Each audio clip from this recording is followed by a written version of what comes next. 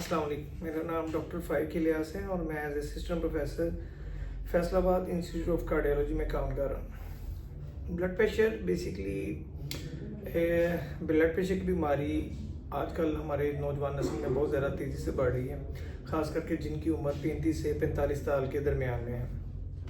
एक रिसेंट सर्वे के मुताबिक पाकिस्तान में हर वो शख्स जिसकी उम्र 40 साल से ज़्यादा है, हर तीसरा शख्स जो है ना वो ब्लड प्रेशर का मरीज़ है। तो इस वजह से इस बीमारी को इस लेवल पे कंट्रोल करना बड़ा ज़रूरी है। ख़ास करके जो अभी आजकल जो हमारी नौजवान नस्ल है उनमें ये अवेयरनेस पैदा करने की भी ज़रूरत है कि इसको कैसे कंट्रोल किया जाए। तो ब्लड प्रेशर बेसिकली हम कब कहेंगे कि एक मरीज़ जो है, एक शख्स जो है वो ब्लड प्रेशर का मरीज़ है? अगर किसी का ब्लड प्रेशर 140/90 से ज़्यादा हो और उसको हम ब्लड प्रेशर का मरीज़ लेबल करते हैं।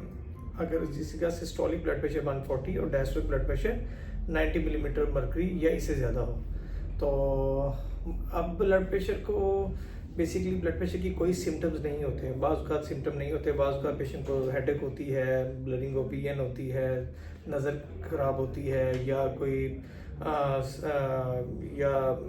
पट्टों में खिंचाव होता है, कुछ ऐसे सिम्टम्स आते हैं। लेकिन मोस्टली पेशेंट्स को सिम्टम्स नहीं होते, कोई अलामत नहीं होती। इसलिए इसको खामोश कातिल भी कहते हैं, जिसको उर्फ़ में साइलेंट किलर बड़ा इसके लिए एक टर्म यूज़ की जाती है जिसको कहते हैं कि साइलेंट किलर है। तो इसलिए अपना ब्लड प्रेशर जो लोग जिनकी उम्र 35 साल से लेकर 40-45 साल के दरमियान, अगर उन्होंने अपना कभी ब्लड प्रेशर चेक नहीं करवाया तो ज़रूर एक बार ब्लड प्रेशर चेक करवाएं। अगर वो इस रेंज में फॉल कर रहा है तो अपने करीबी किसी डॉक्टर को दिखा के ज़रूर उसके लिए मेडिसिन अपनी प्रिस्क्राइब करवाएं।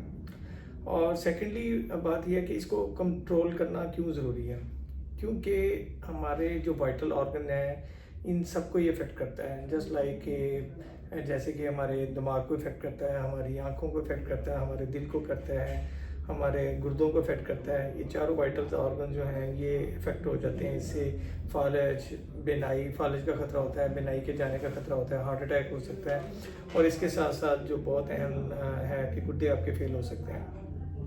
इसलिए every millimetre of mercury is important. अगर आप 1 मिलीमीटर ऑफ मर्करी भी रिड्यूस करते हैं ब्लड प्रेशर, तो उसकी अपनी एक इम्पॉर्टेंस है। इसलिए ब्लड प्रेशर को कंट्रोल करना बड़ा ज़रूरी है।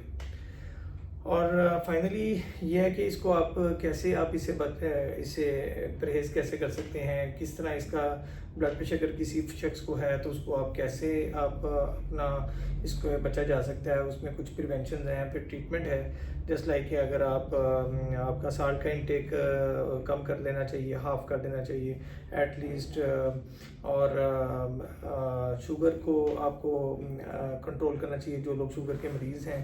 इसके साथ साथ अपने आप वेट को रिड्यूस करें। अगर आपका वेट ओवरवेट है तो उसमें आप वेट को रिड्यूस करें। थर्डली आप इसके अलावा जो मोस्ट इम्पॉर्टेंट है वो है फ़िज़िकल एक्टिविटी। आपको फ़िज़िकल एक्टिव होना बहुत ज़्यादा ज़रूरी है।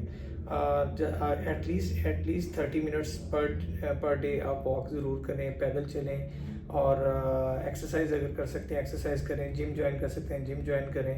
तो फिज़िकली एक्टिव रहना बहुत ज़रूरी है। और फाइनली इसमें जो मोस्ट इम्पॉर्टेंट है वो है सिगरेट्स नोशी, जो आजकल हमारी नौजवान नस्ल में बहुत ज़्यादा बढ़ती जा रही है। उससे वो भी एक रिस्क फैक्टर है इसके ब्लड प्रेशर की बीमारी के होने का।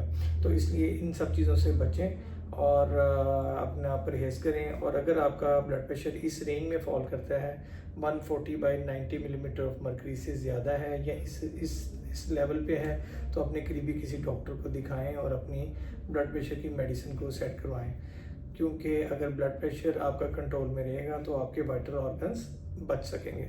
बहुत बहुत शुक्रिया, थैंक यू।